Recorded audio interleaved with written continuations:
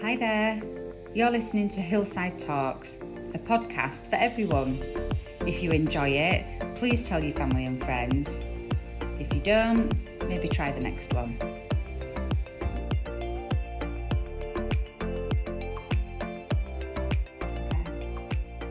Hi everybody, welcome to Hillside Talks.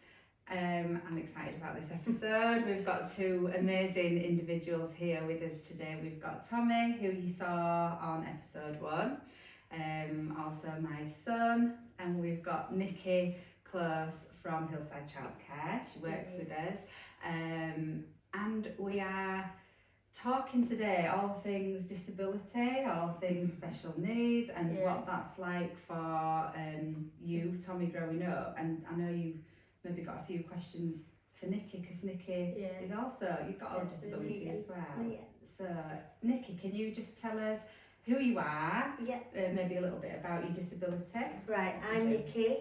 I've worked for just over a year now for Hillside.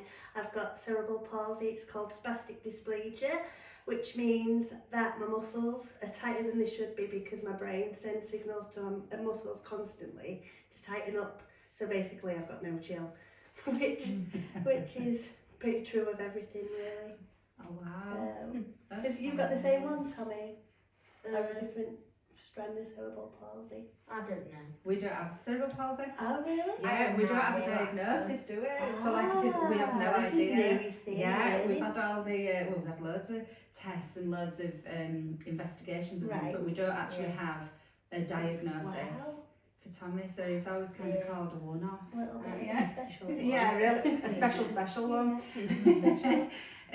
So yeah, you've got your physical disabilities, and your cerebral palsy brings about a physical disability for you. You use sticks and a wheelchair sometimes? Sometimes, when my legs get tired, So you work as a early years educator at Hillside Childcare.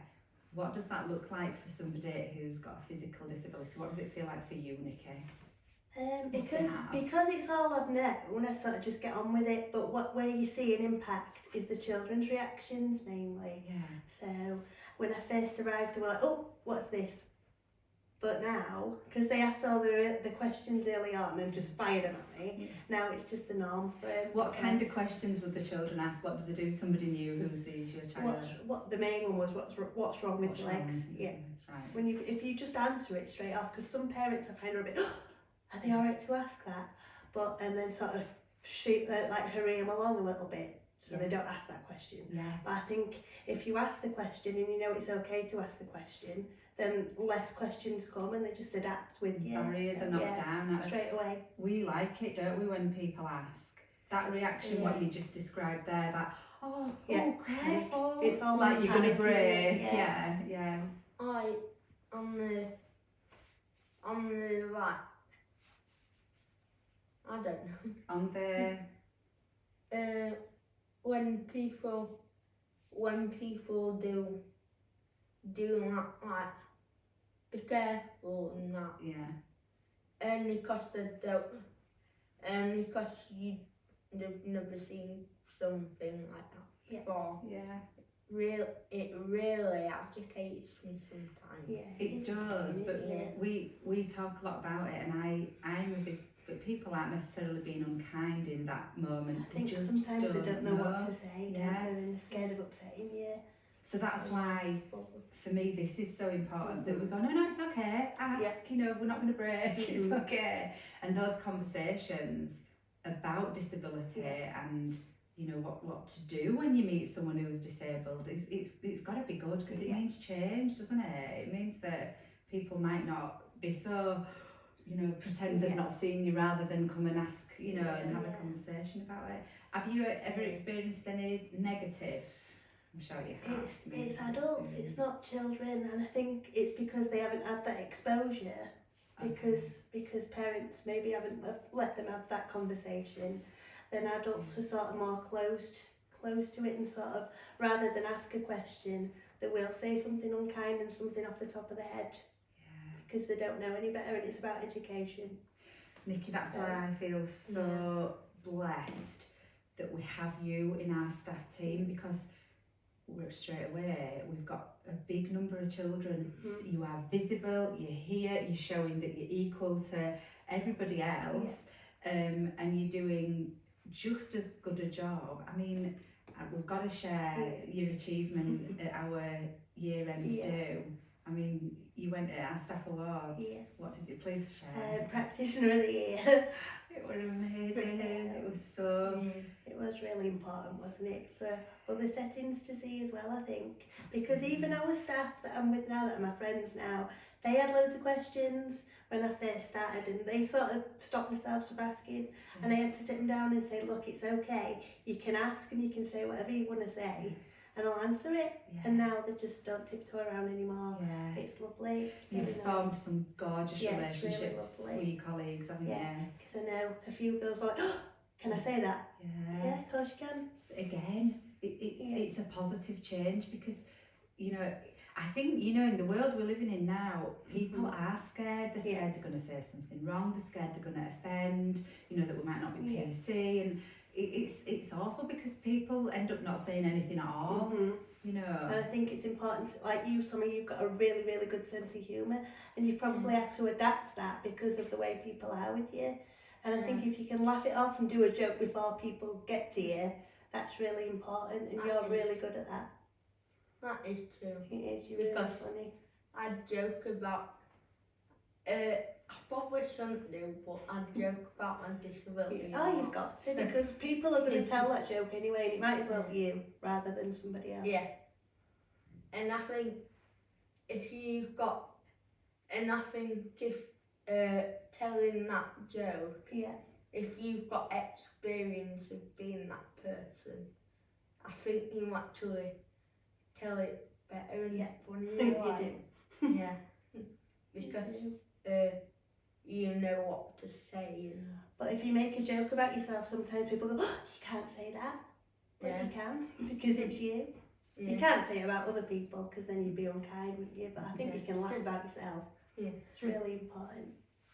It was really funny last night that you did a little video for your Facebook page, and you actually said on it, you were talking about you wanting to get healthy, and you were getting a bit into your fitness, so you've been using your VR for a workout, playing a game on there, but you'd worked so hard that it made your legs ache, and you said, I'm even more disabled than I was before, didn't you? It was very funny.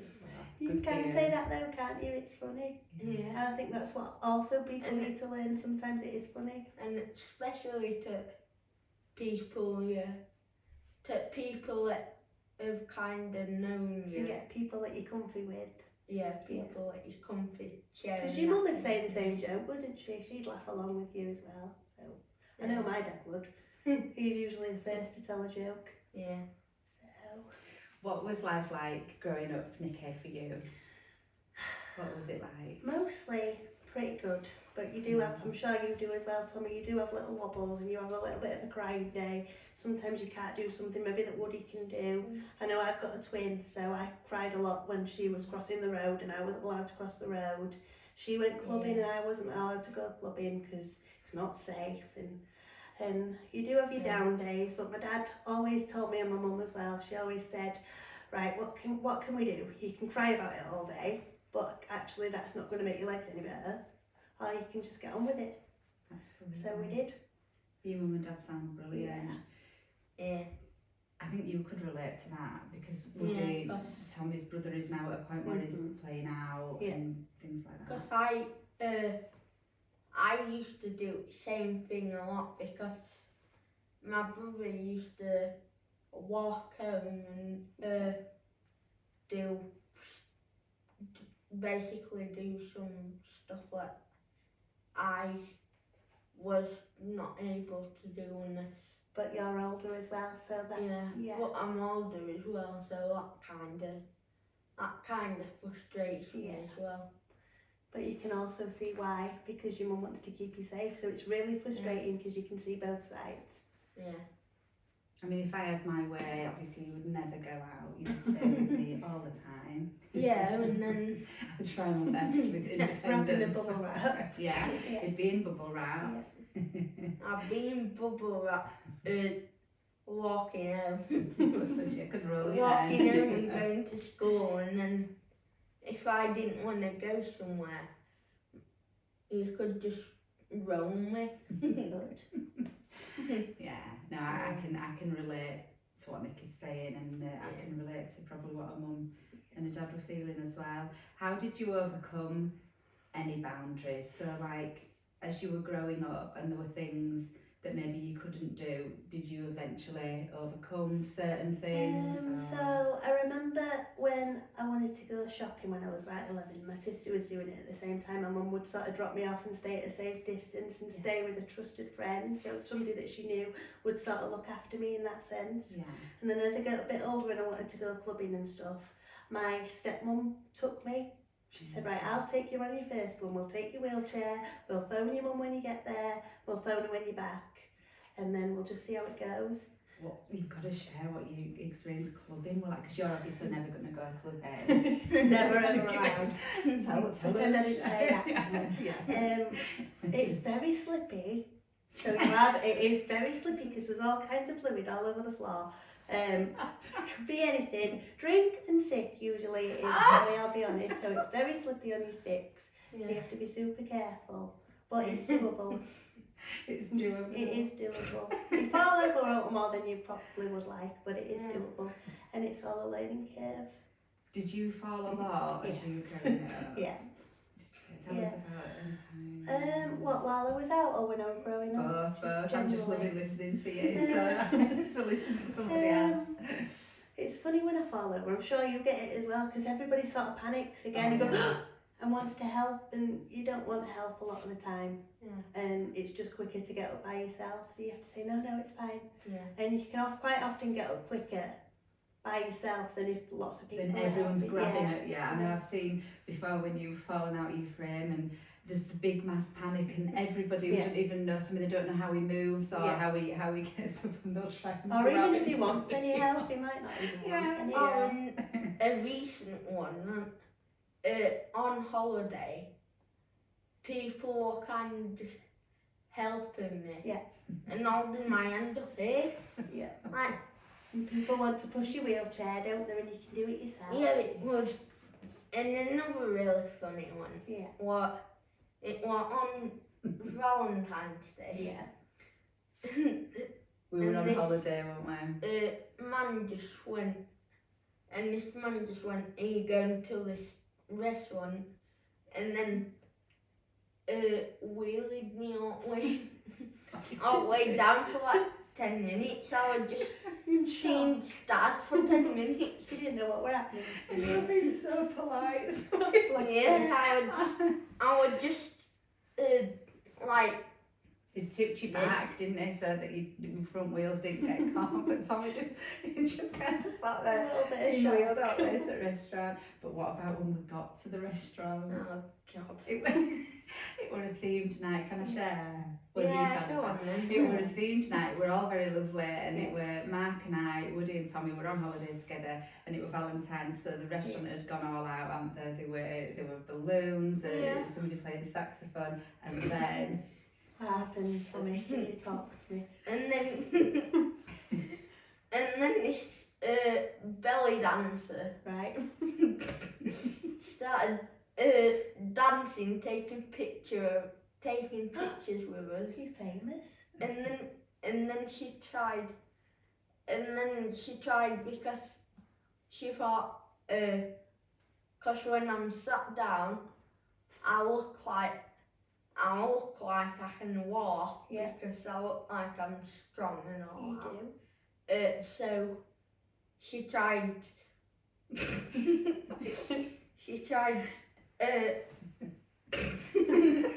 I don't know where this is going. Pulling me off my Oh chair my because goodness. she thought I could. she wanted to throw Walk some moves and- at me. How did that go? The problem was there were another barrier because she didn't speak English, so we were trying to say really kind I of, can't, yeah. he can't walk because he would have just gone on the floor, and she just Yeah. kept pulling and pulling. At least you can laugh about it though. Oh, and a you way can to tick something restore. off your list because you've had a dance with the belly dancer. Well, tried to. You did your best. Yeah, you did. And then the waiter came and told her and explained, and she was absolutely brilliant. She taught you some moves, didn't she? Just sitting moves. Oh my. You're laughing, Tommy. I did a street dance class. I did. Yeah, but You can go. There's a street dance class about for people in wheelchairs. Oh, amazing. Cool. Yeah, there's some good. I mean, as you were growing up, were there as many groups as there are now? No, because it's better now. There are more. Yeah, I found it a bit. I don't know. This is going to sound really horrible, but everybody in sort of like a disability group all had disabilities, and when you've got a disability yourself, you just want to be part of whatever. Because I had a sister as well. I just wanted to be part of what she was doing. Right. And I almost felt segregated. I don't know if it's the same for you. You don't always, you always want to be with other disabled people. no, it's like when I'm playing football and that,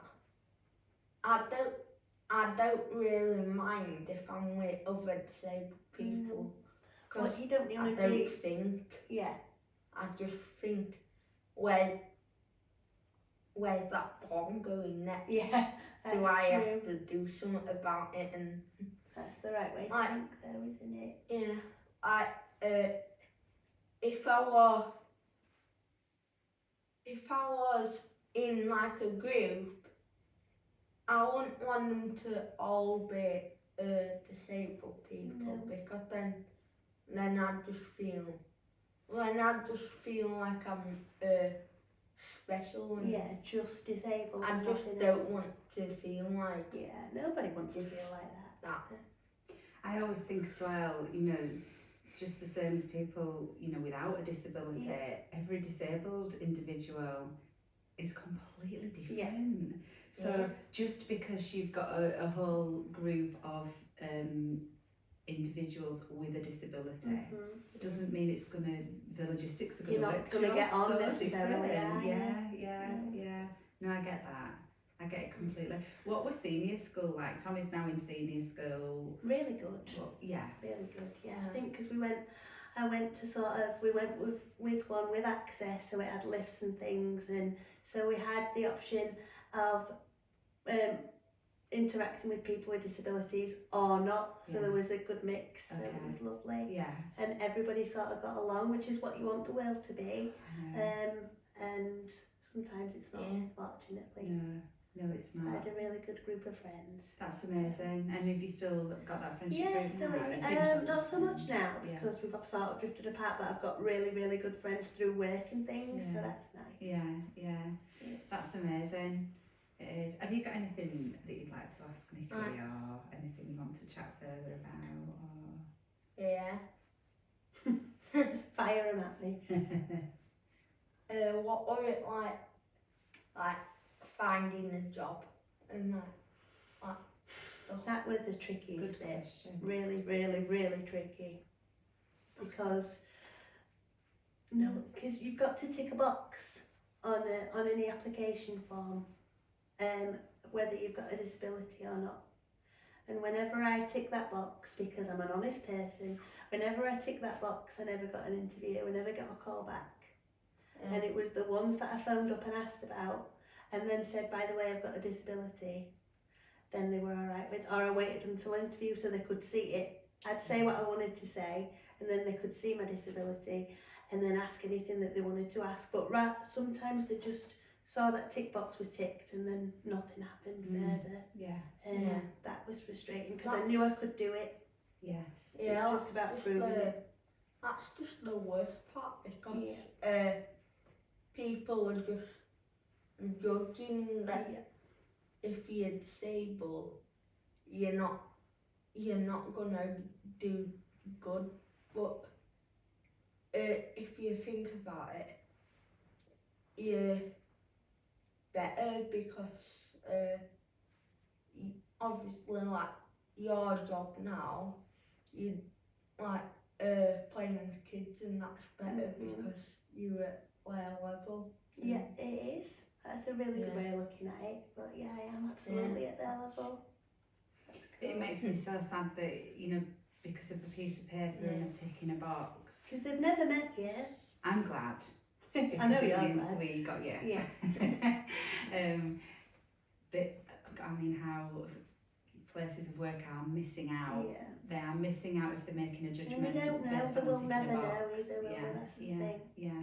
And even if you know, you go to an interview, you know, obviously for you it won't be it might not be childcare. It'd be great if it were, but I don't know if that's what you're going to do in life. But to get to an interview and just be interviewed fairly and have the conversation. You know, what does this disability look like in our workplace? Can we show you where you would be working? These are the facilities. This is where you'd be. Do you think you'd manage that? We need that. Yeah, because in previous employment as well, when I lied a bit, when I was a bit sneaky, Tommy told them I didn't have anything wrong with me, and then got to interview and they saw me and heard me, and then they said, right, we can see you've got sticks, and I said, oh, you've noticed. And they went, right, so we need to see how it'd work, so would you be willing to do a little trial shift? And that's what you need. People need to see you, because that's how I ended up in employment. Just from watching my practice and seeing what I could do and watching the children's reaction, and then I got a job like that. But if you can't get through the door, how are you ever going to prove it? Absolutely. So sometimes you have to lie in your applications, is what I'm trying to say. Just a little bit. I'll probably do that.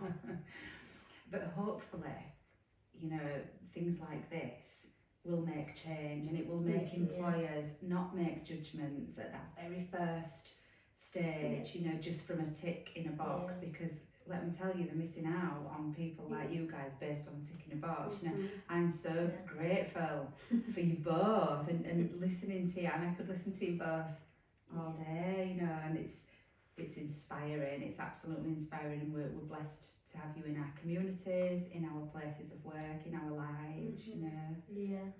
I did actually go to a special needs provision when I was 2. Did you? Yeah, so that focus, because my mum had me quite young, and so they advised her at the time that because of my disability I'd be better placed in a hospital setting, sort of a hospital nursery where they could focus on rehab and physio. Right. And so she sent me there. So 2 until 5? I went when I was 2, I got picked up by a bus, and then I finished at about 4 o'clock in the afternoon, so they picked me up about 8:30 and dropped me off again at 3.